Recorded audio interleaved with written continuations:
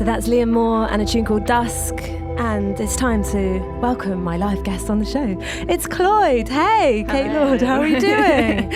I'm good. How are you? I'm really good. Yeah, welcome. Welcome to Soho Radio. Yeah, how are you thank doing? you so much for having me. Yeah, it feels good to be here. Yes, thanks for coming in. And like the sun's come out for you, and It's so hot. I know. We both underestimated this heat today. I'm still haven't transitioned from winter. I'm like very much still in my winter me vibe. too. I mean, I only really wear like all black anyway, Same. so it's not really appropriate once the sun pops out. I'm like melting. Yeah. So tell me a bit about your journey into music, because you're from Yorkshire, aren't you? But you're based in London now, and you've got 2 EPs out in the world. Oh no, 1 EP about to come out in the world, and one from 2023. So yeah, tell me a bit about when did you start making music, and how did you get into it? Ooh, well, I guess I started properly producing music when I was at uni. I went to Leeds College of Music, and I'd always had like a massive passion for writing, and I'd been jingling around with writing songs on the piano and stuff like that, and then got into music production, and then that's sort of where it all started. And then once I graduated, I started doing a lot of music for sync, so production libraries, and scored like a contract with Universal, which was really good. And so that was my route in really doing it. And then the artistry stuff just kind of came around through the people who I'd met in my sphere, like in my music circles, and they really liked what I did, and they sent it out to some labels on my behalf, Cross Country being the one. And then, people started taking an interest in what I was doing, and then they kind of just got me out of my shell, really. For a long time, I was very much quite happy to kind of make music under pseudonyms and not be known, and just kind of hide away in the studio. And so, I've got a lot to be thankful for, really, for the people who've kind of helped me get that confidence and bring me out and sort of share my productions, really. So putting your own kind of face on it and being it's a very different kettle of fish, being like a synth composer to being an artist. And I think for a lot of my 20s I was very insecure, quite an anxious person, and I just didn't have the confidence. I didn't think I was capable or good enough, and all of that tragic self-doubt.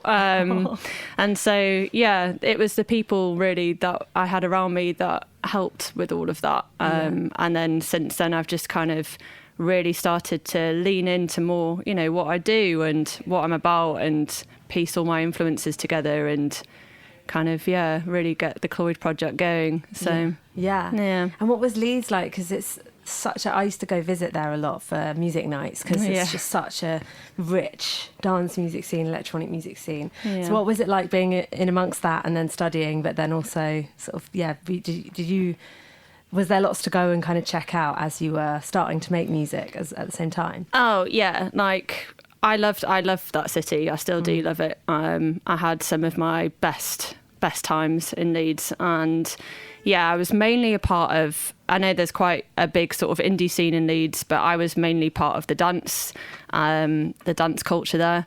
And so I spent many a weekend at Subdub at the West Indian Centre. Oh my God, I remember going to that. I remember you used to stand like right by the speaker, and it would like wobble up through your body. I used to, that feeling of walking in and you go onto the ramp as it like descends down, and the bass just rumbled through my organs, and I used to absolutely love that feeling. Same. And I just that's why I got tinnitus now. I think I was playing Subdub in 2008.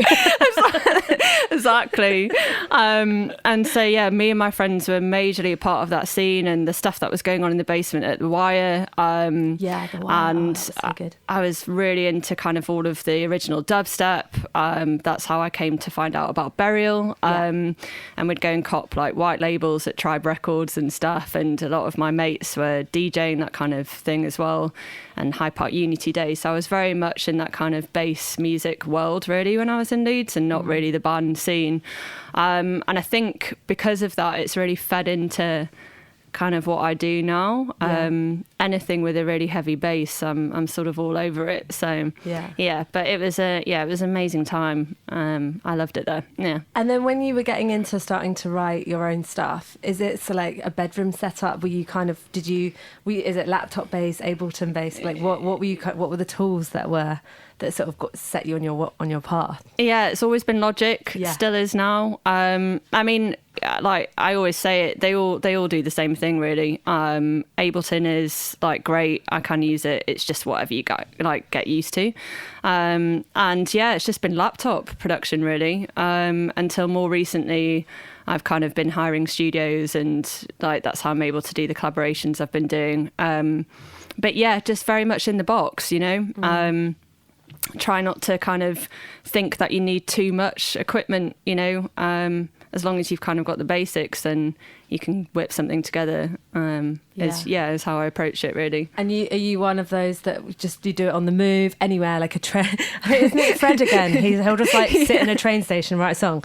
Are you that kind of, or do you need to be in your surroundings, in your sort of, you know, bedroom, studio, whatever you want to call it, like? Yeah, cozy space. Yeah, I need to be in the cozy space. Yeah. I have tried in the past sort of doing things on the fly and the whole train kind of production thing. But no, I think so much of the music that I make comes from a feeling, and I need to kind of be like totally encompassed in that world to really kind of convey what it is that I'm wanting to channel in. And I find if I have too many distractions around me, I can't really do it. So yeah, it's very much kind of lock myself away and wait until the flow happens and then just get it down, you know. Yeah.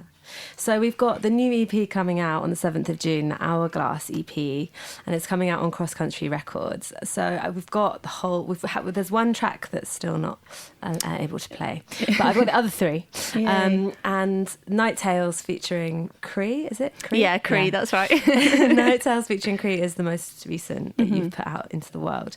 So yeah, tell me a little bit about this EP and working on it and what Hourglass means to you, I guess.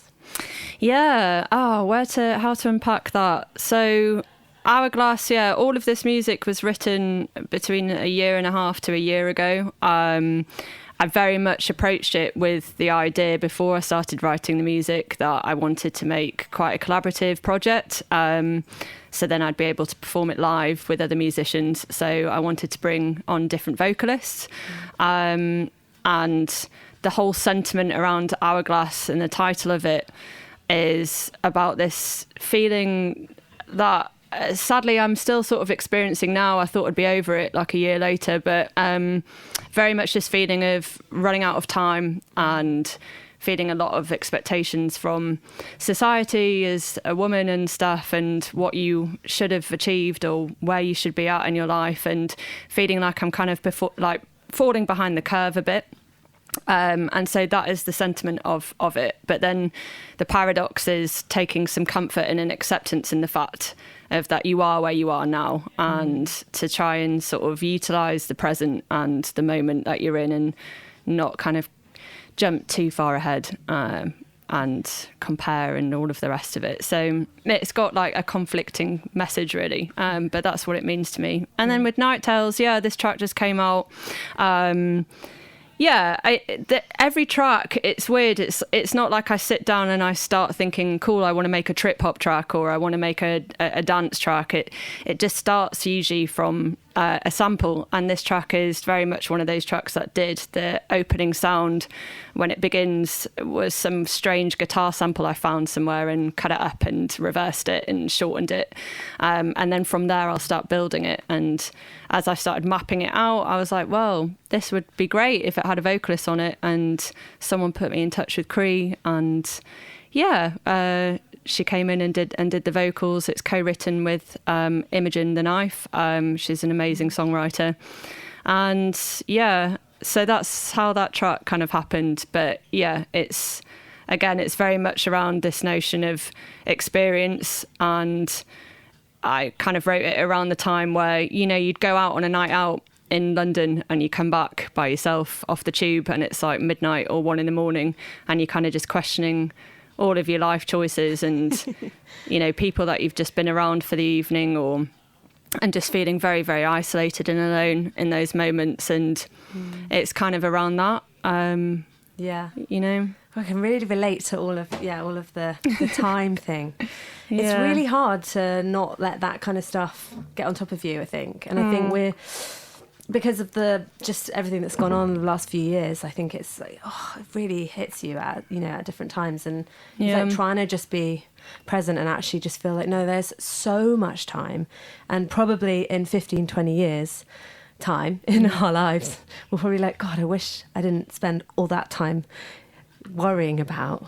Do you know what I mean? Definitely. Not having enough of it, or not being where you think you should be, or all of that stuff. Yeah, for sure. And I think in a way I feel grateful that I have music as a bit of an outlet for that, because it timestamps a moment in your life. And Chapters, I approached both EPs actually with that thought in mind, that they are definite narratives for what my life is at those moments. You know, Chapters was kind of centralised about love and heartbreak, but hope, whereas this is even more introspective, and it's a bit self-absorbed really, but more about myself, and so at some stage, because I'm so close to the music at the moment, I know that I'll be able to listen back in a few years and maybe question my production techniques and songwriting or whatever, but certainly be able to probably hear, like, oh yeah, do you remember when you were feeling like that? And then there's something quite special in that, I think, being able to have a pocket of something that represents you at a certain point in your life,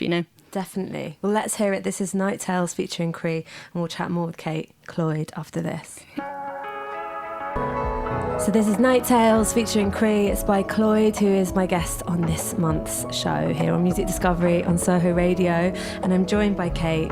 Sounds so beautiful. Such a gorgeous track. And that vocal is amazing. Yeah, thank you very much. Very talented. I feel like whenever you have collaborations and people on your tunes, they're always new to me, and they're always really brilliant. How did you discover Cree? It was through Cam, who worked at Cross Country. He recently left, but he put me in touch with her. I sort of approached them saying, I've got this idea to collaborate with a few different vocalists for the project I'm doing, which was Hourglass, and do you know anyone? And he recommended Cree. She's called Kirsty. And I sort of trialled a few vocalists actually for that track, but I felt something in the softness of her tone and I don't know, it kind of made it a little bit more edgy and lent into the more trip hoppy Massive Attack vibe I was kind of going for. So she's a pleasure to work with. She's really, really lovely. Yeah. And then we were mentioning as well off air Jacana People, who are friends, and you supported Barry Can't Swim as well, didn't you, recently? Oh yeah. So all just like really a lovely family of brilliant producers who are making waves at the moment. But I had Jacana People on the show, met them way back when I think I had them on when they did the Neil Cowley project, but I think I might have been one of the first people to play them. Aww, so we go way back, but aren't they great as well? Yeah, I do. They pals? Yeah, I love those boys. Yeah, they've become really good friends, which is so nice. I can't even really remember how our paths crossed. It was the same with my friend Scott, who goes by Dejecta as his artist name. And I've had him on my show too. Yeah. Oh, that's so sweet. Love it. It's like so many, connections. And we just sort of ended up being a bit of a family, and we have this really cute WhatsApp group called Dance Music School Trip. That's so cute. It's where we sort of share demos and releases and like tip each other off a guest list on certain nights for playing at and things. And it's very humbling to have them actually, because if you feel, I think because I do so much by myself, with making music, it's quite nice to have those guys. If you wanted to run anything by them or or collaborate with them, we've done bits like that in the studio, and it's just nice kind of breaking out of your own routine and making music with someone else. So. I love that. What a great name. And you should at some point actually plan a school trip. How cute would that be? Like a writing trip. I think it's actually on the cards. Ryan, who goes by Killig, he suggested that a few months ago, that we should go do like some sort of studio lock-in at a cottage somewhere, and I think we're super collaboration, like a super group. The new band. Oh my god. That would be really cute. That would be really sweet. Dance music school trip. I mean, it's got a ring to it. That's so nice. And then I mean, what do you make of the scene at the moment? I feel like there's so many, I mean, not to play the female card, but there are so many brilliant female producers coming up coming through, and just generally, like, what do you make of the scene at the moment, the electronic scene?